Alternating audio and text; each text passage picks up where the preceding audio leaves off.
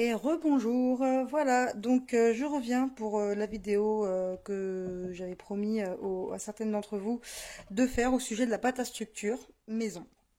Donc je vais pas la faire devant vous parce que j'en ai déjà et j'ai pas envie de gaspiller du produit parce que pour l'instant je m'en sers pas. J'ai juste fait deux trois tests sur du brouillon. Donc voilà à quoi ressemble donc ma pâte de structure. Je sais pas si on voit bien. Je pense qu'on voit quand même bien. Alors, vous pouvez entendre le bruit. Franchement, elle est comme je l'aime, comme je la voulais, pardon. Je suis pas dans le champ. Vous voyez, là, ça bouge plus. Voilà. Elle est facilement malléable, elle est manipulable vraiment comme il faut. Ça ne sèche pas sur les côtés, comme vous voyez. Regardez, hop, ça s'enlève. Il n'y a rien à dire parce que c'est hermétique. Ça, c'est primordial. Donc, je vais vous expliquer comment moi je l'ai fait. Donc, je l'ai fait selon les vidéos des Américaines, hein. Euh, Parce qu'en français, j'en ai pas trouvé. Alors, je sais pas s'il y en a. Je suis désolée si l'une d'entre vous ou plusieurs d'entre vous en ont fait. Moi, je ne sais pas. J'ai pas vu. Donc, j'ai vu sur des chaînes américaines, sur des blogs américains. Donc, j'ai regardé. Et du coup, j'ai fait ma sauce parce que j'ai pas forcément tous les produits qu'ils avaient. Donc, à la base, il y a une recette qui m'avait plu, mais je me souviens pas du nom de la dame qui le faisait. Donc, elle utilisait du Mod Podge. C'est une espèce de colle à serviettage qu'il y a chez eux, là, vernicole bizarre. Du talc ou de la maïzena et du gesso ou de la peinture acrylique. Donc moi, n'ayant pas tout ce que la dame avait, j'ai pris donc du talc. Voilà.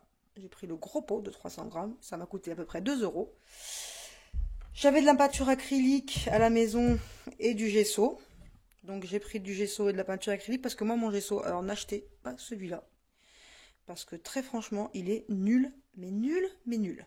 Il est granuleux, je suis obligée de l'étaler, mais comme une dingue pour pas que ça fasse des rugosités sur mes surfaces. Donc voilà, ne l'achetez pas. C'est une erreur de débutante, mais en même temps, je débutais. Donc voilà, et je débute toujours. Du gesso ou de la peinture acrylique blanche, ce qui reviendra exactement au même. D'ailleurs, ce sera un peu plus comment dire, liquide, enfin pas liquide, un peu plus souple avec la peinture acrylique blanche. Donc voilà, on a été coupé, désolé, j'avais plus de batterie. Voilà, donc je disais du gesso, de la peinture acrylique blanche, soit les deux, soit l'un des deux, du talc ou de la maïzena, mais je trouve ça dommage d'utiliser de la nourriture pour faire ça. Enfin bref, chacun son trip. Et de la colle vinylique.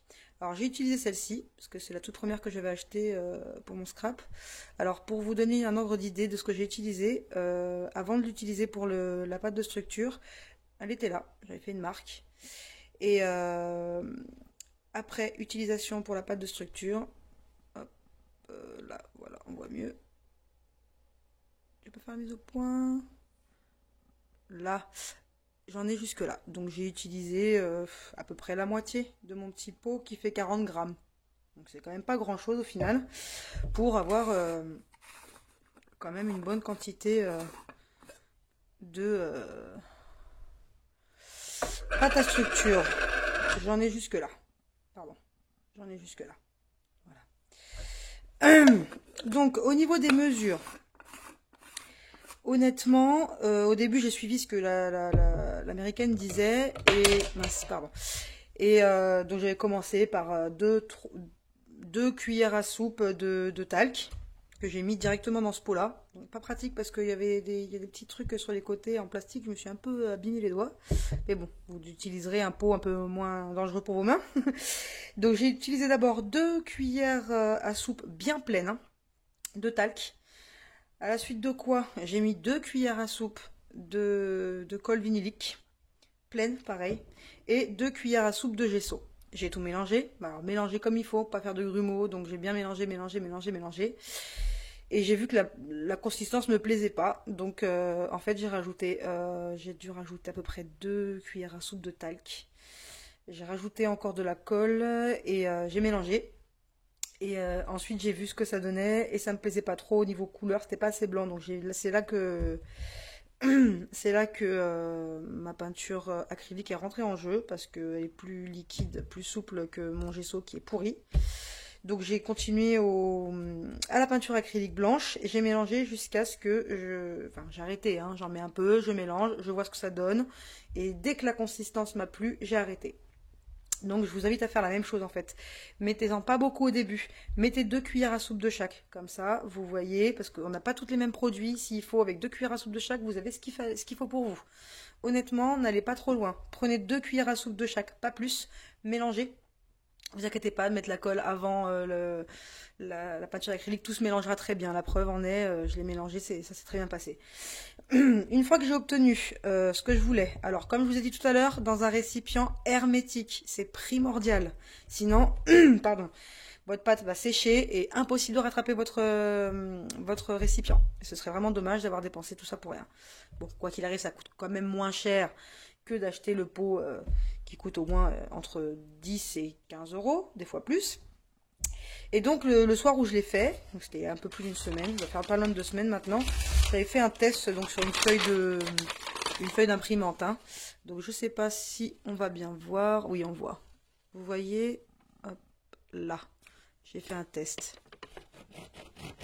Et on entend. C'est bien en relief. J'ai bien aimé le rendu.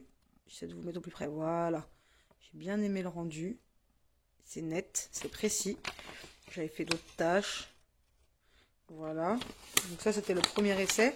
Et ensuite, bon, faut pas faire attention à ça, hein, parce que j'ai essayé le truc paint Dauber, là, de Adirondack, qui était tout sec.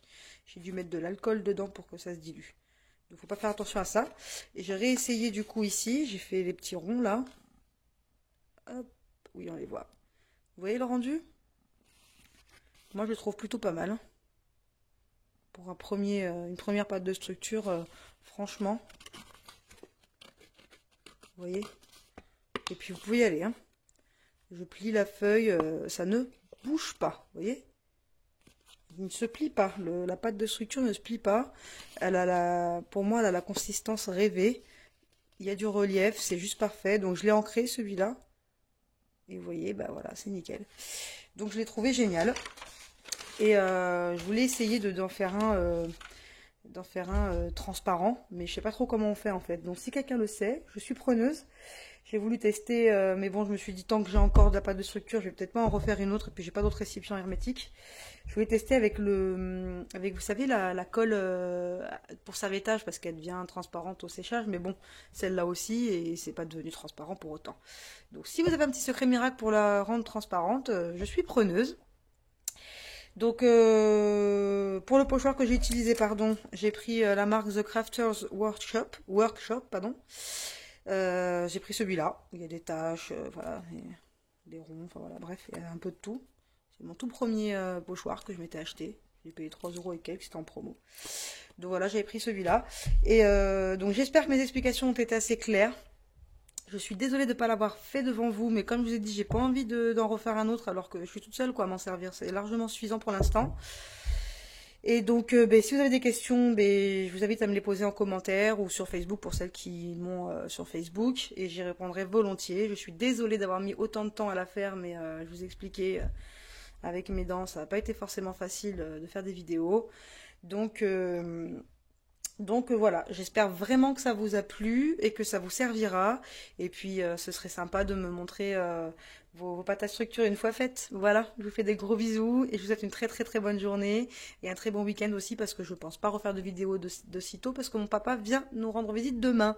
Donc pendant une semaine, je répondrai seulement, enfin je vous parlerai seulement peut-être un peu sur Facebook mais pas trop. Et je regarderai vos vidéos et je commenterai comme d'habitude, mais je ne ferai pas de vidéo pendant au moins une bonne semaine. Voilà, vous serez tranquille comme ça, je vous embêterai pas. Voilà, voilà, je vous fais tous des gros bisous. Encore merci pour tous mes abonnés, parce que j'en ai eu encore de nouveaux. Je vous aime fort, fort, fort d'amour. Vous êtes mon soutien, vous êtes mon pilier en ce moment, donc merci pour tout. Gros bisous.